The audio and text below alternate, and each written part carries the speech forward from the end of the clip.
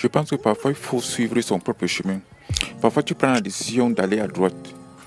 Parfois tout le monde te demande de ne pas aller à droite. Tout le monde est contre le fait que tu ailles à droite.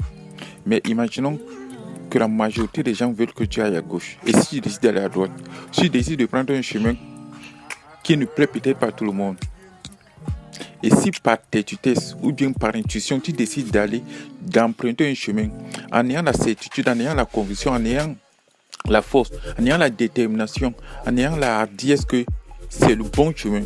Même si tout le monde n'est pas pour, même si tout le monde conteste, c'est ton chemin.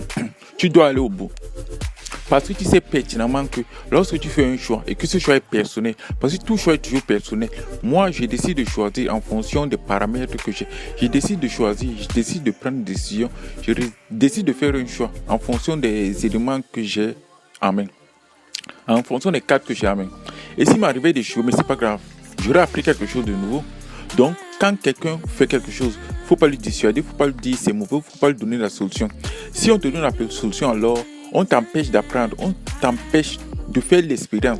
Parce que l'expérience de la vie te permet d'acquérir des connaissances, d'acquérir des compétences et maintenant de développer ton esprit pour des combats d'avenir. Parce que quand tu fais quelque chose, tu ne fais pas. Quand tu fais quelque chose, ça va t'apporter des choses. C'est pas.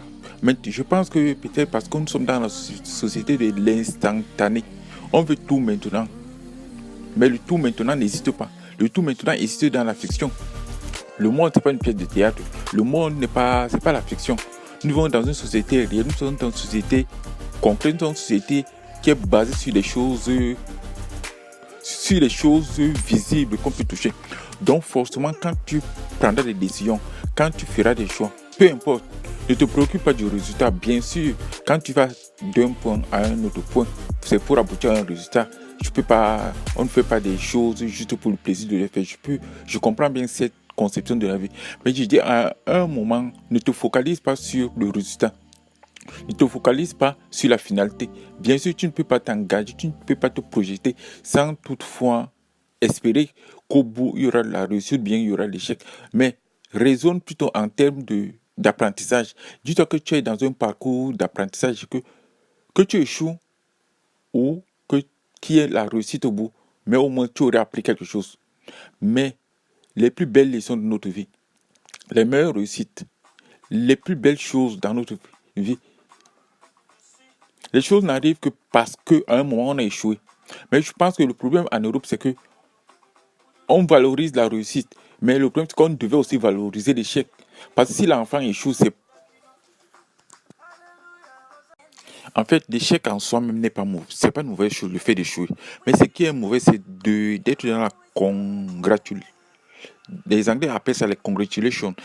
D'être dans la congratulation de l'échec, d'être dans la fatalité de l'échec, de prendre l'échec comme quelque chose de naturel, de normal. Non.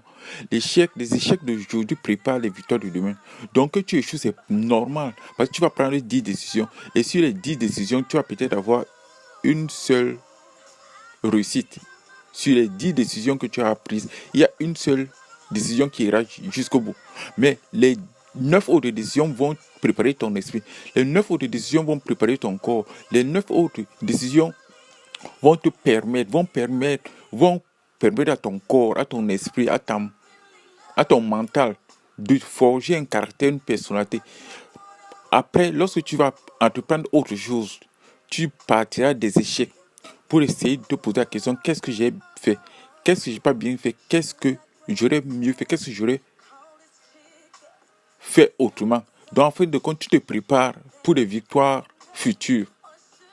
Donc, il ne faut pas voir l'échec comme une mauvaise chose. Aux États-Unis, dans les pays anglo-saxons, l'échec n'est pas vécu comme une mauvaise chose. L'échec est vécu comme un parcours d'apprentissage où il y a des hauts et des bas. Et c'est normal et c'est naturel qu'il y ait des hauts et des bas. La vie, c'est tout sauf un long fleuve tranquille.